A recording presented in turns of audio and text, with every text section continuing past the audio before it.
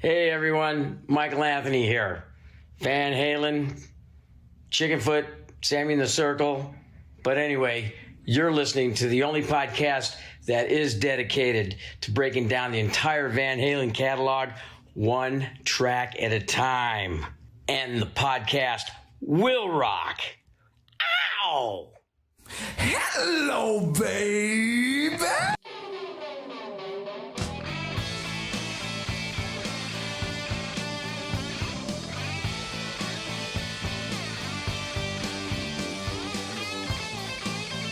Hello, all you rockers, rockettes, and everything in between. You have joined us for a new edition of And the Podcast Will Rock. We are the Van Halen Show, the show that dives into the catalog and discography of Van Halen themselves, one of the greatest rock and roll bands of all time. You know the drill.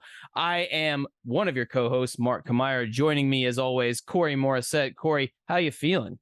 Yeah! Feeling pretty good. It's October is a really shit month for me when it comes to work. I got tons of stuff on the go work-wise. I'm producing 48 hours of live television this month in the span of 3 days, pretty much consecutively. So I'm gearing up for that. So that's why we don't have a ton of guests on in October. But one thing we are going to do, Mark, I wanted to talk to you about it here on the air. We've had a lot of great guests on our show, a lot of big, other podcasters, authors. Of course, Greg Renoff was a huge one. Eric Senich, Kelsey, everyone's favorite Kelsey. But we're going to get back to this more Van Halen fan shows. And I've been going through the list, and we've got quite the list of people who have reached out at one point or another and asked, hey, if you ever want a guest on the show, I'd like to come on. So we're slowly going to start making our way through that list. And our first guest will be on next week's show. But I just wanted to ask the folks, if you're interested in coming on our show, maybe let's keep it to the emails, because sometimes between Twitter messages and emails and Facebook and whatever, I might miss the odd one. So if you can either email us, podcastwillrock@gmail.com, or you can go to our webpage, podcastwillrock.com, and there's a form on there you can fill out. And we'll keep all the requests to coming on the show right there so I can keep track of them a little bit easier. We're in high demand, and it's all because our listeners really dig what we do, and we appreciate you. And we appreciate the fact that you, too, want to talk about Van Halen as much as we do. So thank you. Thank you for that. And to those of you who have requested so long ago, patience, we're getting to you. Trust me. Producer extraordinaire Corey, he's only got so many hands, and he's in so many pots, and so he can only do so much. That's but right. we're trying. We're getting. We are trying. I know there are a couple of requests that came in April, and here we are in October. Oh, so boy. my apologies for making you wait so long, but we are going to get you on the show. And good Lord be willing, the wheel will be kind to you. Oh boy, that seems to be our lot, though. People are so excited to get on the show, and then when we have them, most of the time it is not exactly the song they want to hear, nor is it the era they want to hear, and we're sorry for that. But again, it's the spin of the wheel. Our apologies to Greg once again, because he was so excited, and then we just watched his soul die as we spun. How many say I? And I may have to jump him up in the queue a little bit. Maybe we'll try and get him on before Christmas, because everyone's still busting my chops about getting the mulligan for the DLR boys. Yeah, we got to get Greg on there, and we got a lot of the junk off the wheel, so we're bound to spin a better cut for Greg next time he's on. That's true. The odds are more in our favor the more we go along, which is good. I did not anticipate that. I was afraid when we started this show that we were going to just spin hit after hit after hit, and it was going to be great, and then we were just going to hit some of the not so great ones and just hit this lull, and then I don't know what would have happened, but part of that is what makes the show fun for us, at least. I hope you, the listener, have fun as well, because you never know what the wheel is going to spin us. Sometimes it's a gem, sometimes not so much. But that's why you tune in, right? Yeah, of course it is. Well, and right now, we're the only two people on the planet who don't know what the song is, because if you clicked on this, it's Friday, and it says right in the title what the song is. But as we're recording this, we have no idea.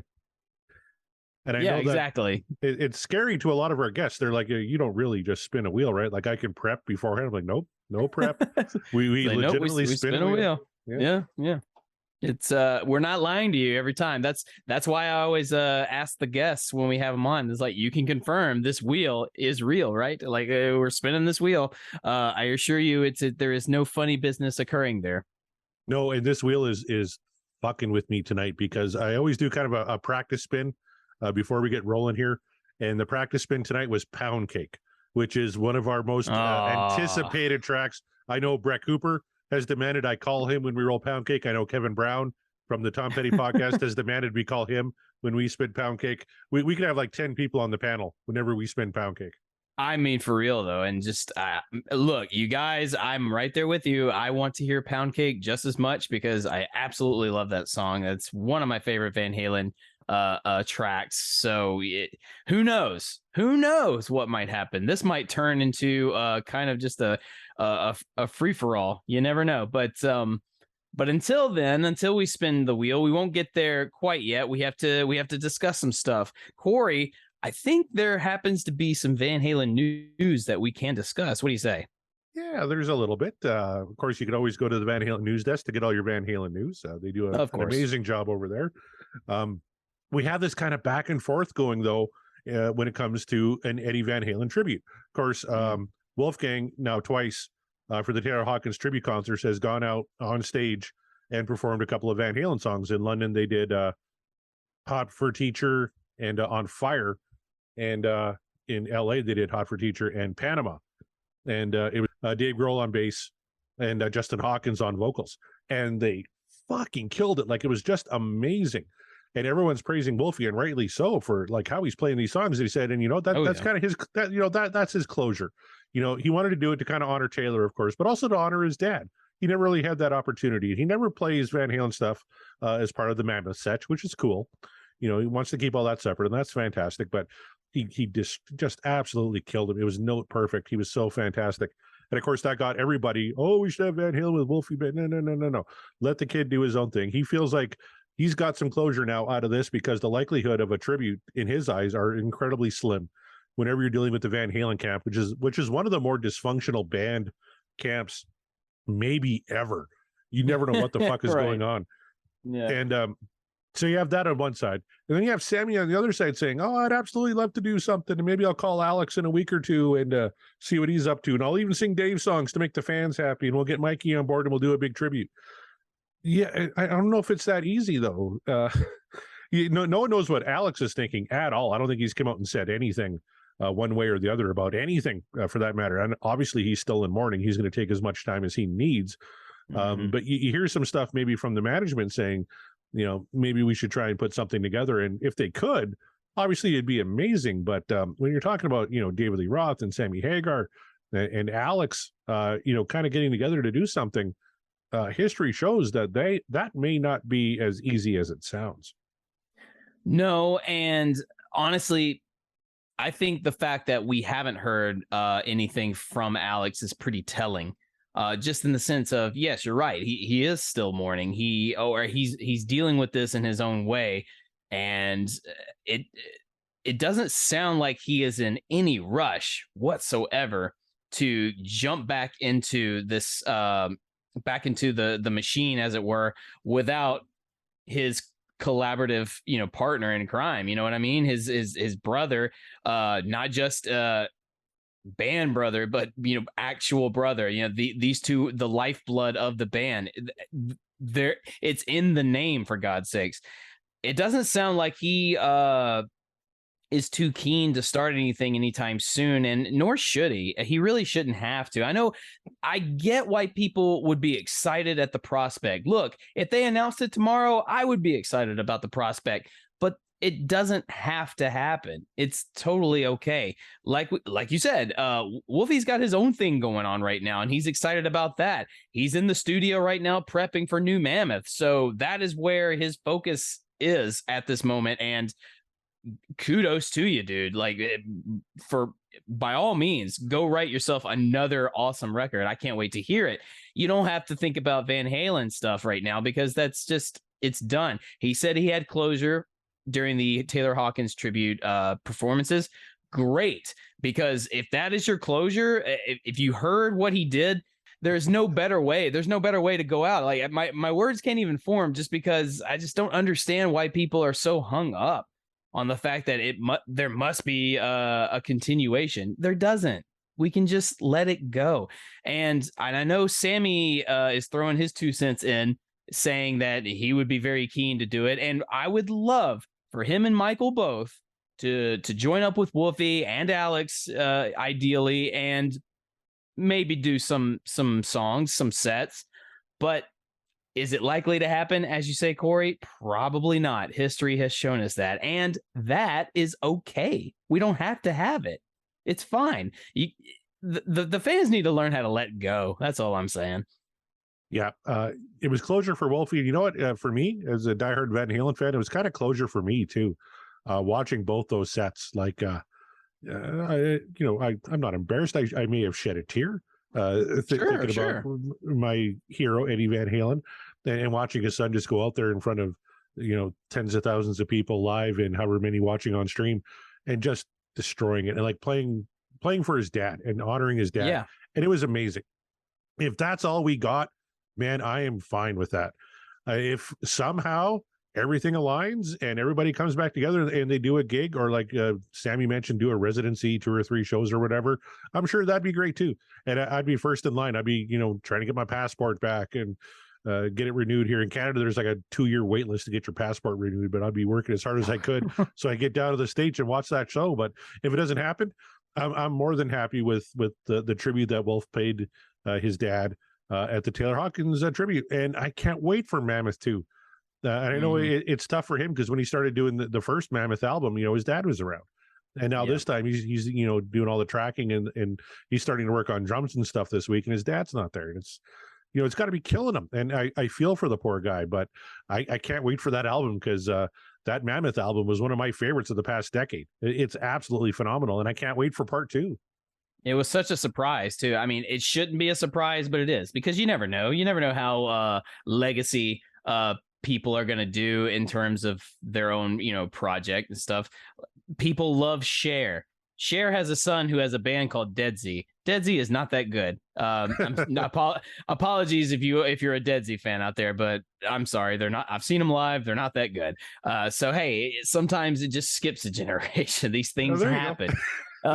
But look, that's not to say that Sammy or Michael can't work with Wolfie on something else later down the road. Hell, maybe he's got something for him. I doubt it, but maybe in this next Mammoth project, maybe he'd be like, okay, Sammy, you want to do something? Like, come over here and do like vocals real quick. Like, help me, like harmonize with me or something. Or I could call Michael too. Why not? We're here. That would be cool. But again, as we say, if the closure he got doing the Taylor Hawkins tribute shows, playing those Van Halen songs is all that he needed, then that's all we need. There's nothing more to be said about it. So we're with you, Wolfie, however you want to do it. Sammy, I appreciate your enthusiasm, but don't give people false hope, because you're just setting yourself up for failure at that point. But nevertheless, should there or should there not arise some sort of tribute for Van Halen with the members involved, we will be waiting with eager breath, or we will not, and we will be completely content. So there you have it. Anything else in the world of news, or should we get on to the poll? That's about it. But you talked about Wolfie really hasn't done much with Sammy or Mike. I think that'd be really cool if they got together and did something. I know Sammy's talked about doing more Van Halen stuff on the road, because he's touring with Sammy in the Circle. They have their new album out, which I haven't heard yet, but I hear really good things about. So I can't wait to check that out. But why not? If they're in the same area, let's bring Wolfie on and do a song, and who knows, maybe something will come of it. There's still avenues and opportunities there. They don't always revolve around the whims of David Lee Roth, if you will, or whoever in that camp is creating all the dysfunction. But that's really all there is for news. The big news for us this week was our Twitter poll on last week's song, and it's a little surprising. It is surprising. Speaking of this song, so we covered Dreams last week. I would love to hear if if Sammy and Michael wanted to get together with Wolfie and do a tribute, at least just one song, do Dreams. I think that would be a way to get Wolfie to do it because, Wolfie, big fan of that song. Yeah. And we are big fans of that song. It is one of my top tier Van Halen tracks. But how did the rest of our audience feel about Dreams? Boy, I tell you, I thought for sure this would have been, mid 90s, what Dreams Are Made Of. Like you always got the one or two contrarians who got to, monkey up the works here a little bit, the cult of Mariano, if you will. But holy cow, this one was 78.2% what Dreams Are Made Of, 21.8%. This dream is over, and that is just are you shocking. People? Who are you? That is saying what? Like how? I don't understand. Who hurt you? Did the lyrics just not uplift you like they're supposed to? Did you just feel nothing? And this is coming from me, who is one of the most cynical people in the world. And you voted no. I got on this poll early just because I wanted to see how it was doing a few days ago, and I commented because I kept seeing more and more votes were swinging no. Like, who voted no? I want to know who you are. Out to yourself, Corey. Please shed some light. What are they saying? Well, I got a working theory that Sammy banged a lot of groupies in the 80s, and maybe there's a lot of men who didn't grow up with daddy because Sammy Hagar was on tour, and maybe they're bitter and they voted no. That's the only reason I could think of, because even the aforementioned John Mariano, his comment was, who the fuck voted against this? You're out of the cult. So exactly. That's, if Mariano is saying it, then something is amiss. Maybe there's another cult. Maybe it's another conspiracy. I don't know. I don't know what's happening here. I can't believe the results were like this, but let's get to the comments here. Of course, Mark said, who voted no? Airhead replied to that and said, truly iconic Sammy era Van Halen. Wolfgang Van Halen is right. One of the best. Crazy thing, I only just realized there are 0 backing vocals on this one. They just step back and let Sammy nail it. Arguably, Ed's high guitar counterpoint takes the place of backing vocals. But that's a great point. We didn't even mention that. Mm-hmm. No one's singing backup on that. That's all Sammy. I honest to God, it didn't occur to me at all. Even when we were listening to it again, until I read this tweet by Airhead, and you're right. You're absolutely right. There's no background vocals because there's no need for them, because Sammy is just like, hold my beer, take a step back, I'm gonna do this, and just belts in such a beautiful way. So yeah, great observation that I can't believe I never caught before either. We were just enjoying the song so much we kind of skipped right over that. So thank you very much for that, Airhead. Let's go down to Heath McCoy, our good buddy Heath, who says only the Dave or Die fans could have voted against this one. No question about my Team Dave allegiance, but great is great. And this song climbs higher and higher. And then he put in brackets. See what I did there? You're damn right, Heath. Good man. Yeah, great comment. The Sean Geek and Fast Fret Boy said, we covered the entire 5150 album over on our show. Yes, they did. It's a great episode. If you recall, Dreams got an overwhelmingly high ranking on the entire album with this song. What Dreams Are Made Of? More like one of the songs that defined Van Hagar. 100%. Could not agree more. Absolutely. No argument. Our friend from the Uriah Heep show, Scott Haskins, says, the most powerful and passionate vocal I've ever heard from Sammy. Nice drum fill similar to one in Jump from this song at the end of the clip you play on every single show. So thank you very much for that, Scott. Yeah. Our good buddies at the Deep Purple podcast, who their Twitter handle is now Deep Purple Boocast. I see what you did there. It is October. They said, I can't tell you how many times I've heard this song, but hearing it with you guys was like discovering it again for the first time.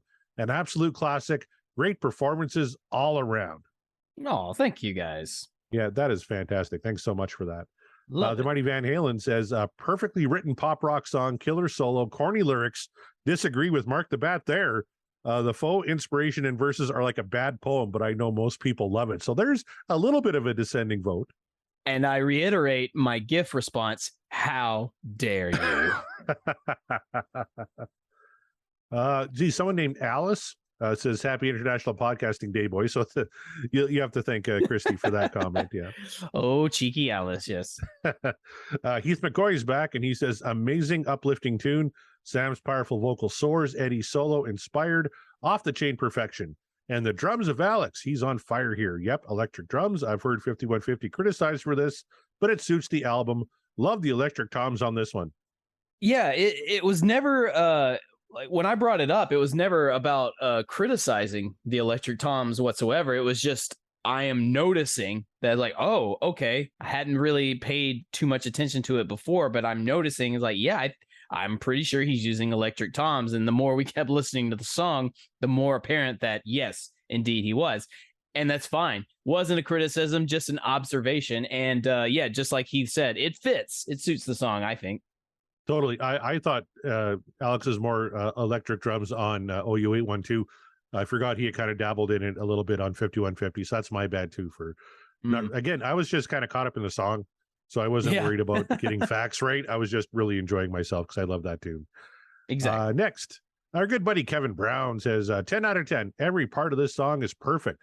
Nothing much else I want to say about it. Absolutely what dreams are made of. Couldn't agree more, Kev. Agreed, Kevin.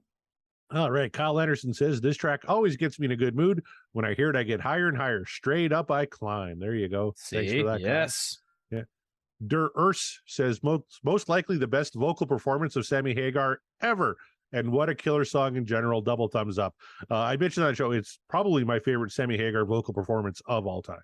Certainly one of his best in the Van Halen era for sure, or his time in Van Halen. I cannot recall another song that I think is comparable that he did outside of Van Halen that would be in the similar vein. So yeah, you might be absolutely right there. There we go. Greg Zito says this is Sammy's best vocal, and by the time Eddie gets the second guitar solo, I feel like I can fly. And he put a little gift of Superman on there. So yes, yeah, very well said. Scott says, great song. Musically, it shows how Eddie was evolving as a musician in 1986. It took advantage of Sammy's strength as a singer and gift for lyrics where he puts effort into it. Inspiring song. So there you go. When Sammy tries, he does have some game as a lyricist. You see, it's there. It's all there. Like no one is. I've said this from the beginning. No one is exempt from some bad every once in a while. Here's my problem though, that I'm reading all of these nice, good, happy comments. We obviously see where all of our thumbs up voters were. Where the hell are the down voters though? What's happening? Cowards. All of them cowards. Show yourselves. Here's one from David Lee Smith. This isn't negative. The chorus will take the vote for me. It's obviously what dreams are made of. Enough said. Exactly right. Yes. VH5150 VH says one of their best with Sam. 100% agree with that one. Mm-hmm. And finally, Scott Monroe says quintessential Sammy era perfection. Makes me think of the music video of the band performing Dreams at the Whiskey A Go-Go as police and riot gear assembled to calm the masses trying to get tickets. I don't remember that video, but I'm going to have to seek that one out. Right. Again, and so we appreciate all of those. We echo those sentiments from every one of you. Absolutely. But again, I'm just baffled. I'm baffled at the near, 21.8, like 22% said, nah, not this one. Like, what? It's like, do you even like Van Halen, bro? Like, I don't know. You know what? I feel like there's a divide here with our listeners. We have our contrarian cult of Mariano, of course, but even the cult of Mariano can sometimes agree when good is good, and that's fine. They can be reasoned with, I suppose. I feel there is perhaps another faction of contrarians that are all Diamond Dave supporters and nothing more. We've talked about this before, how there's just the divide between fans. You're either a Dave guy or you're a Sammy guy, and there is no in between. And I have to feel that this 22% might be the Diamond Dave collective. I agree with you, but I'm hoping maybe, Mark, through our show, let's try and bring that divide a little closer together. Let's get the Dammy side and the Sammy side closer together. Why does everything have to be so black and white? It's not just I love this and I hate this. There could be shades in the middle. I personally prefer David Lee Roth. I also love Sammy Hagar, and Dreams is one of my favorite Van Halen songs of all time. And and you're kind of the opposite. You prefer Sammy, you love Sammy, but you don't mind David either. You like that era as well. You've been hoping for a Dave song for like 2 months now. On the wheel here. It's just like my two favorite Van Halen songs that are neck and neck. One is a Sammy tune and one is a Dave tune. Yeah, and I've been like itching for either one of them. My introduction to Van Halen was from a Dave era song. So I mean, yeah, of course I like Diamond Dave. Of course I do. But if I'm talking about which one I prefer Sammy, but that doesn't mean that, I vote one over the other. It's just like, no, it just, as we've discovered through this show, sometimes it just depends on the song. Sammy is not without his stinkers whatsoever. Neither is Dave. It's just, it's the middle ground. So all of you out there, you Sammy haters, let's find a mutual understanding, because this poll should have been incredibly one-sided, and I'm baffled. I'm baffled. Well, and I would hope that the middle ground is that we all love and appreciate Eddie Van Halen, especially Alex Van Halen, and Michael Anthony, and Wolfgang as well. Yes. If you have a preference to one singer or another, that's fine, but don't make it so cut and dry. Open yourself up to maybe experiencing this music a different way. That's what the whole point of this show that everyone gave us such shit for. You don't know anything about the band. I don't give a fuck. I'm rediscovering this band, and I'm rediscovering their catalog and bringing on the guests that kind of help us do that. One track at a time. That's the whole point. And I'm appreciating Sammy more and more as a vocalist, and he does have some really killer lyrics on some tracks, and some are stinkers, just like Dave has stinkers, just like you said. Just like Dave. Just open yourself up. Put all your prejudices aside and listen to the song. Can you find merit in it? You might find merit in Dreams. Yeah, it's a perfectly crafted pop rock song. Van Halen II is a lot heavier. We get it. But there's good stuff in there if you open yourself up to it. It's all there. Yeah. Just, I don't know. Open your mind, open your ears, and just let it take you away. Let it allow yourself to be open to the experience. Okay. It's been a long time. A lot of these songs are years old, so it's okay to allow yourself to feel other things other than one track mindedness. So we just simply ask you to be on the journey with us as well. Okay, so there you are. But thank you for voting, everybody. Thank you for your comments on the poll. And now comes the time where I ask you, Corey. It's been a week for you. You got some crazy things coming up with work. You need a good Van Halen tune. So I ask you, which one do you want to manifest for tonight's show? Well, you know what? After that whole discussion and me being more of a Dave guy, I really want to hear a Sammy tune, because I really want to cement that point. And I know we almost spun Pound Cake, but 2 away from that was Run Around. And that is the song that really opened me up to the For Unlawful album. I remember when Pound Cake came out, that's a great song and all the video was fantastic. But Run Around with the spinning stage, that video, oh God, did I love that. And that is one of my all-time favorite Van Halen songs.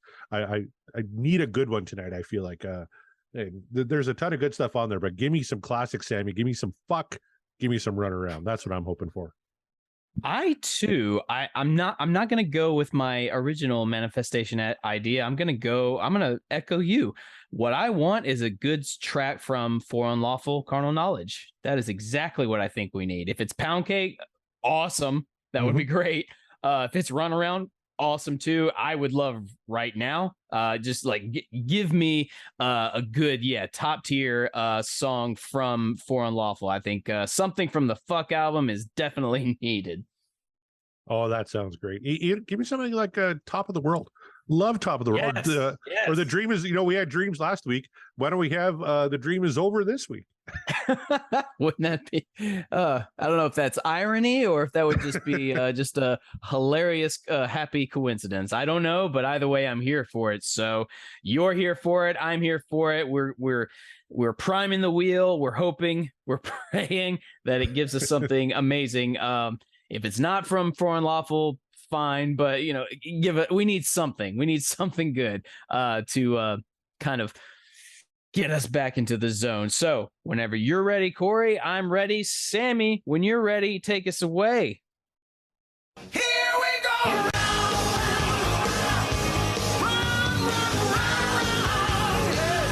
All right, and we're coming up with Close. Woman in Love from Van Halen 2. So about as far away from the Fuck album as you can get. We're going all the way back to Van Halen 2. All right. I tell you what, not mad at it though. Not at all. Van Halen 2 is an album we haven't done a ton of songs from yet. Woman in Love was the ninth track, or the almost second to last song, right before Beautiful Girls. Do you have any recollections of this one, Mark? Just because I've jammed Van Halen 1 and 2 probably that's not true. I was gonna say the most, but that's not true. For Unlawful is probably the one I've jammed the most. But Van Halen 1 and 2, and as I've told you, I like to view those two albums as just one big album in my head canon. So a lot of times if I'm rocking out to one, I have to either go on to the next or go back to the other one. So yes, I've kind of covered this album top to bottom quite a few times. I love this track. It's not my favorite absolute track from the album, but it's great. And it's I don't have any direct memories about it, just that it's one of those good Van Halen tracks from early Van Halen that makes you kind of fall in love with their sound. How about you? Yeah. This is one I haven't heard in a while. I don't think I've really spun Van Halen 2 since Chris L was on the show. Doing Out of Love Again way back when. Like I said, I tried not to listen to Van Halen because I kind of want to listen to these songs with fresh ears. So Woman in Love isn't a track I heard a lot of. I remember really digging the harmonics at the beginning. I think that was really cool. I don't want to tip my hand. Obviously, I'm going to listen to this with fresh ears, but I don't think there's a bad track on Van Halen 2. Whenever we spin a Van Halen 2 song, I am pretty damn happy. So yes, spoiler alert, probably to what you might get later on, but nevertheless, let's see if maybe we have a fresh perspective this time around. All right, here we go. This is Woman in Love from Van Halen 2.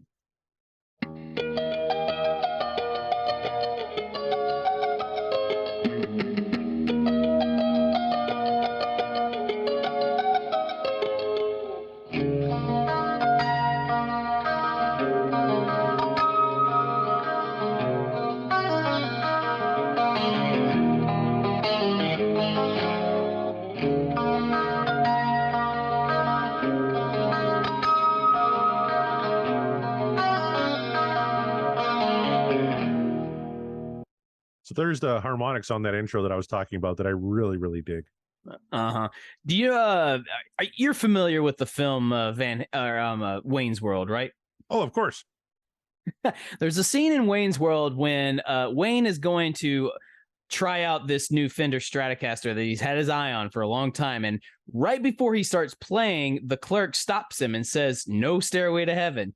And that's kind of like a rule of thumb. It's like, if you're going to play the guitar, the electric guitar, with the amp on and everyone's going to hear you, do not play the riffs to Stairway to Heaven. Just don't do it. It's kind of like you don't wear the band t-shirt of the band you're going to go see at the show. I don't know who made up that rule, but whatever, you don't do it.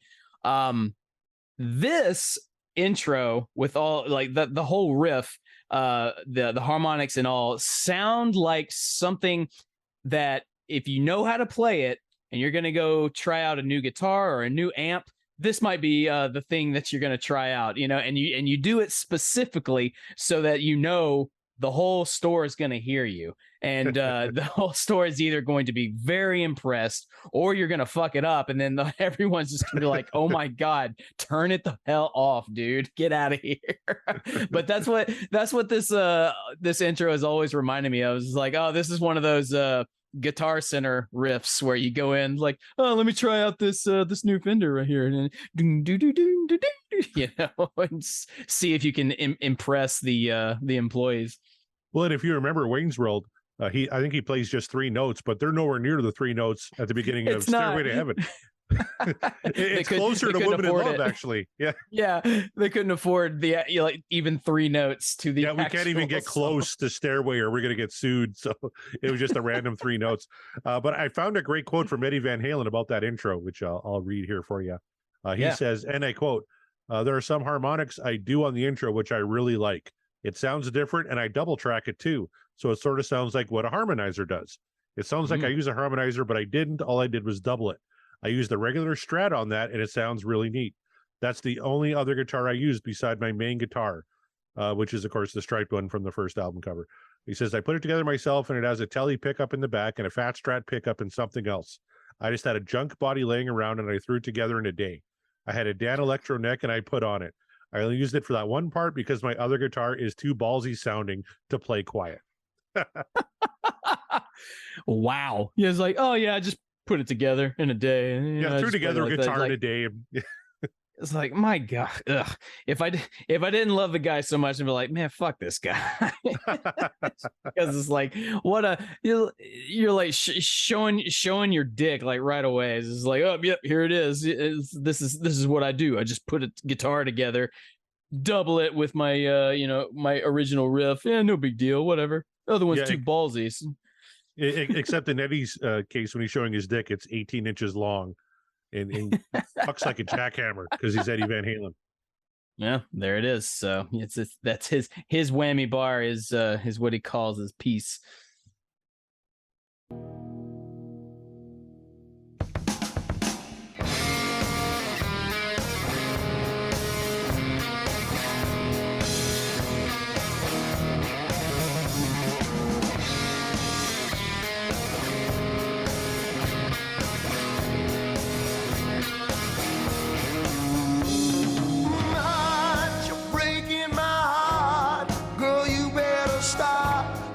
Something real.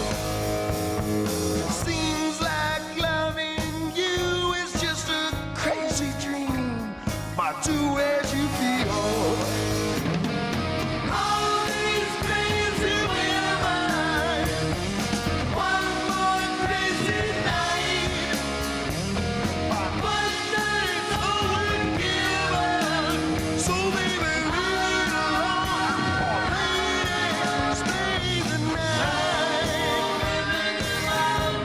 Oh man, that is good shit. And when you're listening to it with the headphones on, you got Eddie on the left, you got Mikey on the right, and you got like David singing on the left. You got the harmonizing on the. Oh, it sounds so great. It's brilliant.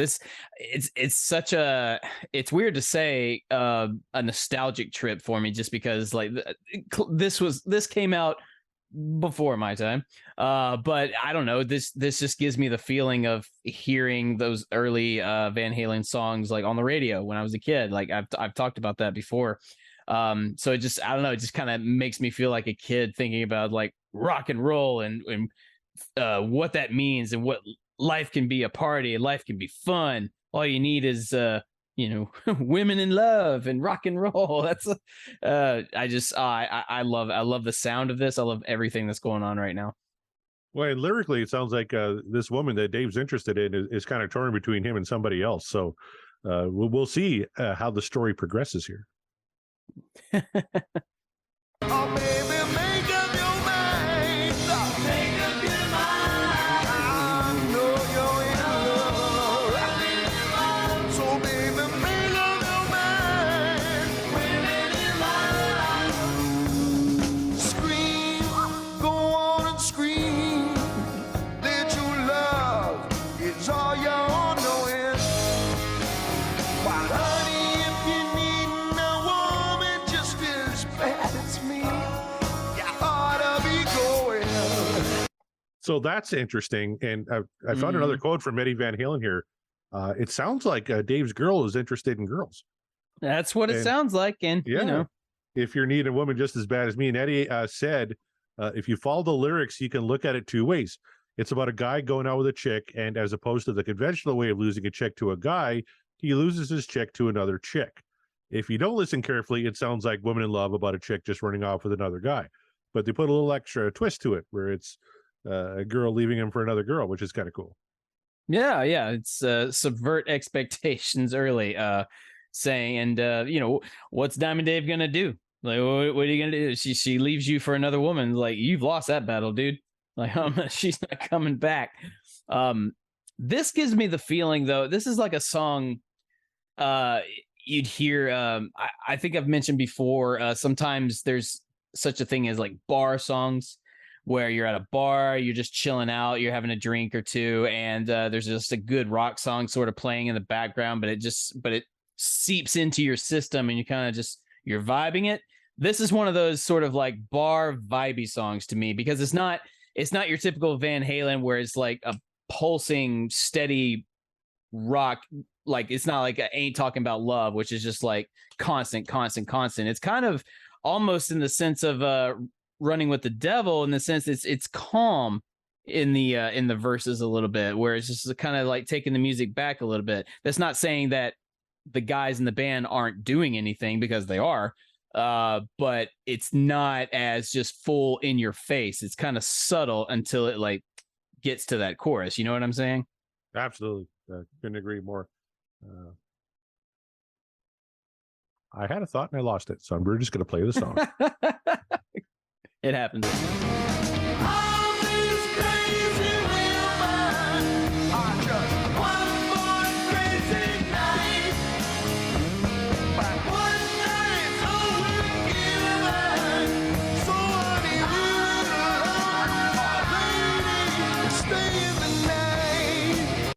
Okay, before the guitar solo, I remembered what it was. You mentioned this being like a bar song. One thing you don't catch listening to this in a bar, like off a juice box, is how great the background vocals are. And yes, when you listen to this with headphones on, you really hear Mikey and Eddie. Oh man, it's so clean. It is so crisp and so good. I was wondering when we were going to get to it, because like I was holding off. I was like, no, like, don't forget it. Don't forget to mention it. Yeah, those harmonies are so good. Early Michael and the early Eddie just is working as a cohesive unit, man. It was a beautiful thing.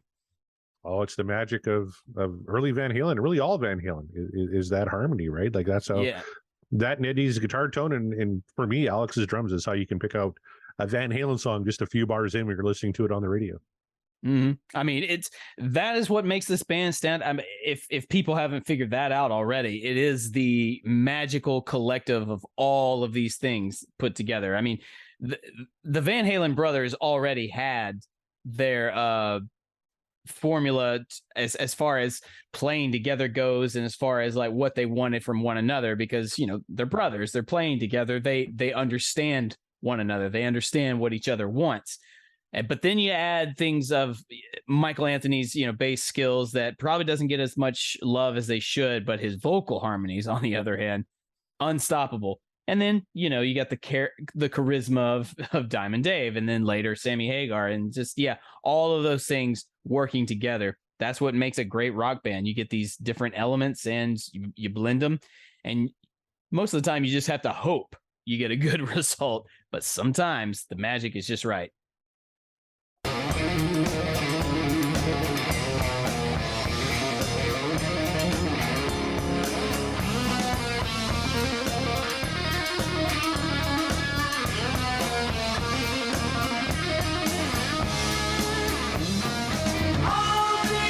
All right, we should talk about the solo, but before you get to the guitar stuff, I just want to point out again what Alex is doing on the cymbals there, right? Yeah. And that's what I'm picking up more than anything. Ding, ding, ding, ding, ding, just the little accents he's putting on the cymbals that really lay the groundwork for Eddie to put down what I think is another great Eddie Van Halen solo.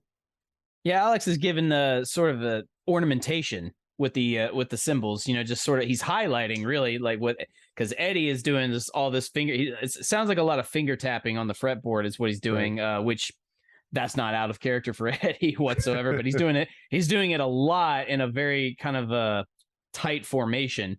And Alex with the cymbals is just really highlighting it when he's kind of off the beat of where Eddie is tapping. And then but then Michael is also, he hasn't let up with the bass rhythm at all, and he's still keeping it moving. So yeah, not Eddie's probably most rip roaring solo, but that does not take away from how fitting it is. Well, and I thought it was kind of cool that you have Mikey with the bass, kind of the low register, and then you got Eddie. He's really kind of restrained. He's not really changing, the harmonics or anything. Like he's not really going high, not really going low. He's kind of staying in a certain pocket. And then you got Alex on the cymbals, so you kind of have that high, that mid, and that low, where it's bass guitar and then the drums. I thought that was kind of cool. Yeah, just sort of making it not a chord, but just a full blend, a 3-part blend. Yeah, that's what I was looking for.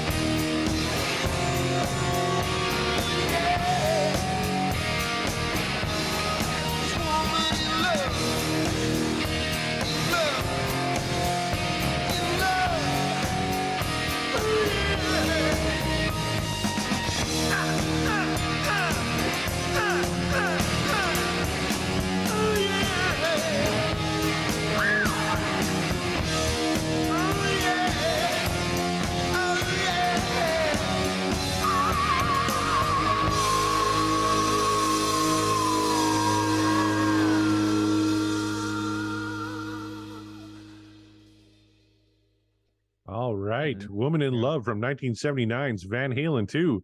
Also performed quite a bit on the 2000 tours. On 2012 and 2012 was played 50 times. 2015 was played 41 times. And there is a live version of this on the Tokyo Dome Live in Concert release. It was on disc 2, sandwiched between Hot for Teacher and Romeo Delight. I could see that because this isn't one of their overly kind of crazy high energy songs. It's like I said, it's a little bit more subtle. It's a good rock tune to be sure, but it's not it's not like crazy out there. So I could see them wanting, when the vocals may not be at their absolute best or something, you don't want to overdo it. This is a good song for that. It's not too high, it's not too low. It's just kind of right there. I get it. Yep. Let's play just a little bit of it if you don't mind. I kind of want to hear how Eddie and Wolfie harmonized on there, and let's hear how Dave sounded too. Yeah.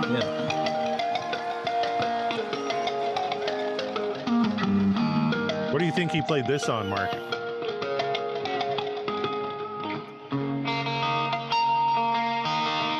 I'm assuming his Frankenstrat, but maybe not.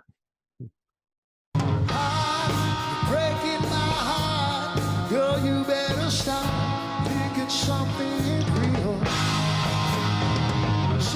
I think he hit the nail on the head when he said this is like in Dave's wheelhouse at the time.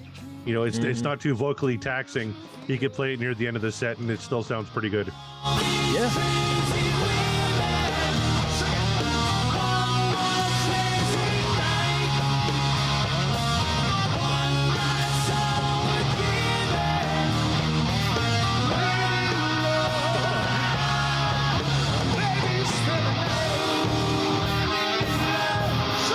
Those harmonies are tight as hell. Wow. For a live show? That's crazy. Well, and Eddie doesn't give enough credit, I think, for his part in those harmonies. Like everyone always points out Michael Anthony because he sings so high, but Eddie's right there too. And Wolfie's a tremendous singer as well. And one thing, listening to him do like Panama and stuff on the Taylor Hawkins shows, he's singing those harmonies like right on. It sounds just like Mikey and his dad. It's right in there. So that sounded fantastic. Yeah, those are really good tight. It's hard to do. It's hard to get your harmonies that tight in a live show when you're playing that loud of music. I can just tell you from experience, it's hard to do, and especially depending on what leg of the tour you're on. So yeah, kudos to Wolfie and Eddie, man. Just that was very, very tight. Sounded fantastic. Yeah. So Mark, with that, I guess it's time for us to vote. Let's start with you. So. Sure, we'll start with me. Yeah. Let's see. Is this dream over or is this what dreams are made of?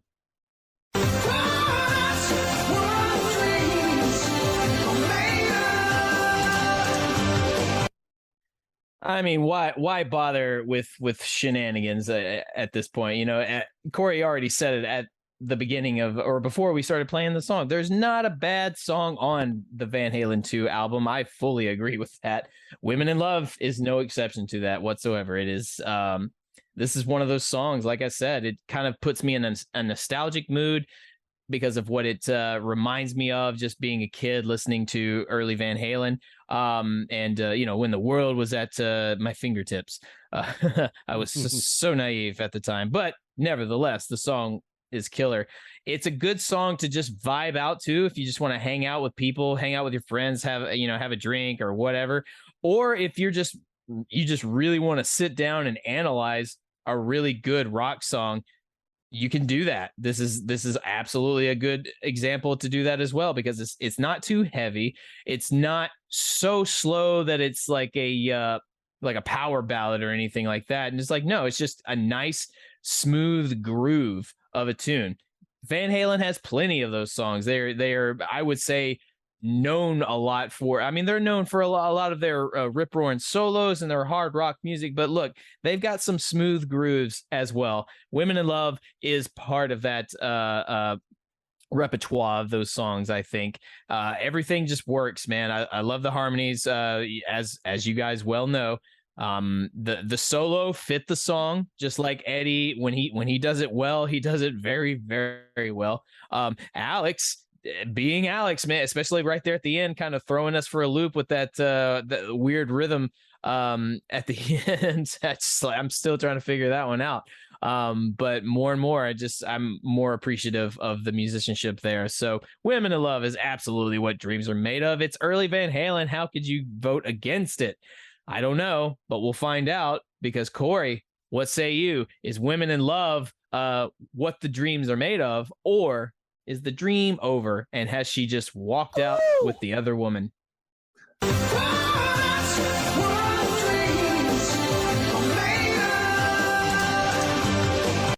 Nope, she's staying with David tonight. I love this song. I love this album. This is maybe one of the greatest 1-2 punches in rock history. Van Halen 1 and Van Halen 2. Like, fuck you. It doesn't get any better than that. And I've been waiting a while for this anecdote. I've been reading a lot of Van Halen lately, and I've been waiting for a Van Halen 2 track to come up so I could tell this little anecdote to you, Mark. I'm not sure if you know this, but in the liner notes of Van Halen 2, the Sheraton Inn in Madison, Wisconsin is thanked, because on Van Halen's first tour, they stayed at the hotel and completely destroyed the floor they were staying on. They had fire extinguisher fights. They threw televisions out of windows, and they blamed it on the band that was playing with them on that tour, which was Journey. So if you're the Sheraton in Madison, Wisconsin, and you got Journey staying there and Van Halen, and they completely trashed the entire floor, who do you think it's going to be?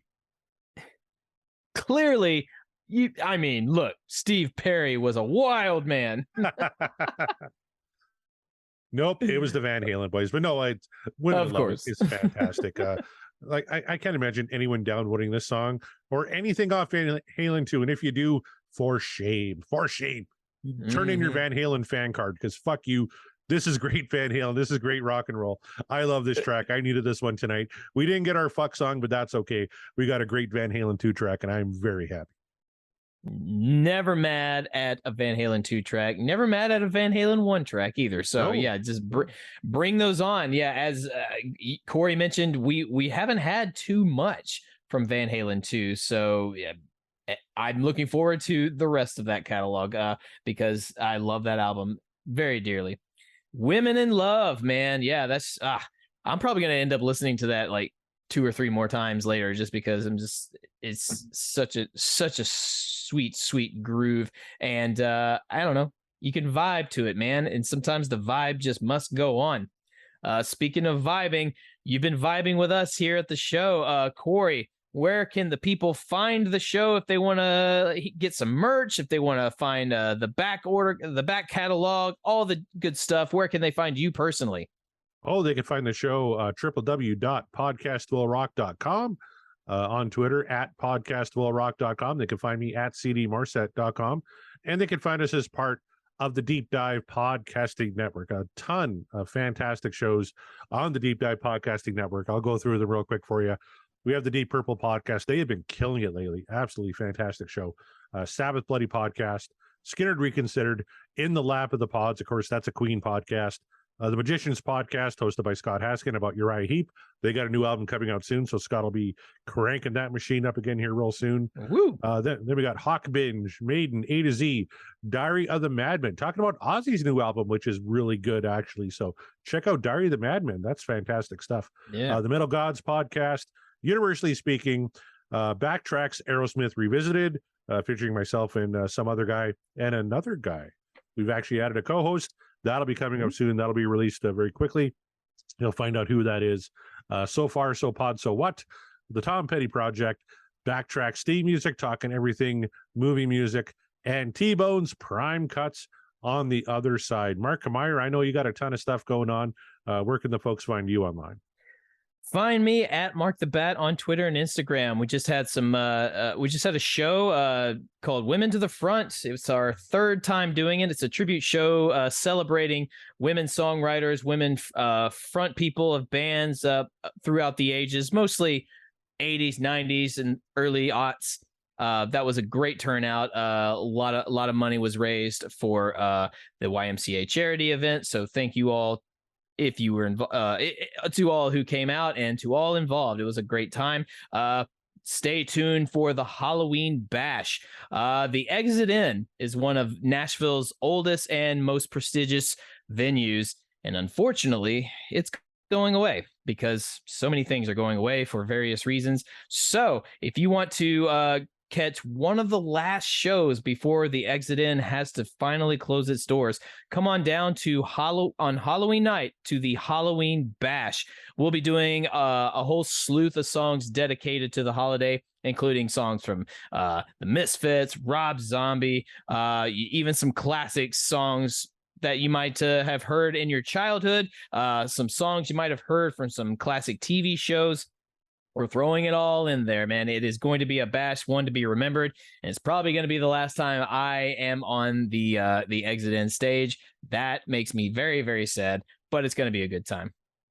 Mark, we have late breaking news. Oh, I opened Twitter to get the Deep Dive podcasting show, so I got them all right. And Tom, who's going to be on the show next week, tagged you in a tweet. The question is, it's a poll. He wanted your opinion. I want to get it on the show here first before you officially respond. The question is, you can only go to one concert. Whose show are you going to see? And the four choices are Aerosmith, Van Halen with Sammy Hagar, Grand Funk Railroad, and the Steve Miller Band. well, if Grand Funk doesn't just pump you up, then, I mean, what are we even do? No, do you even have to ask? Do you have to ask? It's absolutely Van Halen with Sammy Hagar. Are you kidding me? They could do the For Unlawful Carnal Knowledge album from top to finish, and that's it. And I'd still be happy. That's not even a question. They could do Balance from top to bottom, and you'd probably pick that one over the other three. Yes, give me that. And that is I'm throwing no shade at Aerosmith or Steve Miller whatsoever, okay? But come on. I took the liberty of voting for you. Currently, the votes are Van Halen 37%, Aerosmith 34%, Grand Funk at 14%, and Steve Miller Band at 13%. So that's kind of funny. I would have expected Steve Miller to at least be in third place, but nope. I know, right? But yeah, who would have thought? But nope, it's definitely give me the Sammy stuff. There you have it. I went ahead and voted Grand Funk for you. So thank you. Well, that is the show, you guys. We did it. We did another one. We're getting so close to the end. Just kidding. We still have over 70 songs to go. We're not 73? Even remotely close. Yep, but I'll tell you what, we are 73. Wow.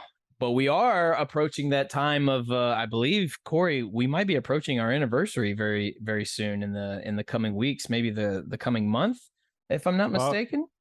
Maybe it was a producer that I don't know this off the top of my head, but for whatever reason, I was thinking we started this back in November, but if we haven't, if it is April, then disregard. Holy fuck, you're right. November 5th, 2021, we started. Yes. You remember the 5th of November. Yes, we should do something special for our anniversary, shouldn't we? We should keep that in the dockets. In fact, actually, all of you listening, let us know when November 5th rolls around for our anniversary. What would you like for us to do? Do you have any suggestions? And don't just say, well, no, never mind. I'm not even gonna say it out loud because that's exactly what I think our listeners would do. Like, yeah, that thing Mark doesn't want to do, that. Like, we want you to do that. Like, no. But yeah, no, give us some feedback because that's crazy. I had a feeling that it was approaching because November just stuck out in my brain. But wow, Corey, almost a solid year of doing this. That's insane. It seems unbelievable. We lasted this long, right? We thought, we'll do this for a few weeks. Nobody will listen. Yeah. But no, we're a full year in. We still got 73 shows to go. So we got at least another year and a half, maybe 2 years to go. But that's fine. I'm still having fun. How about you? I'm having a blast, and it's equally fun because you all, the listeners, are interacting with us. You're a part of our journey. Even if you know Van Halen's catalog top to bottom before we showed up, you're still in it with us, and we appreciate you. So thank you for sticking it out with us, and keep on. We're not done. We are not done yet because we still haven't covered my favorite track yet. My two favorite tracks. Yeah, they still have not come up yet, so we certainly can't end the show until we at least do those because that would just make me so sad. And we've got guests lined up, so we're gonna keep going strong, you guys. But yes, feel free to let us know if there's something special you'd like us for us to do for our anniversary. Corey and I will have a think on it, and we'll see what we all come up with. But until that time, on behalf of Corey Morissette and myself, this is And the Podcast Will Rock, and we will rock you later.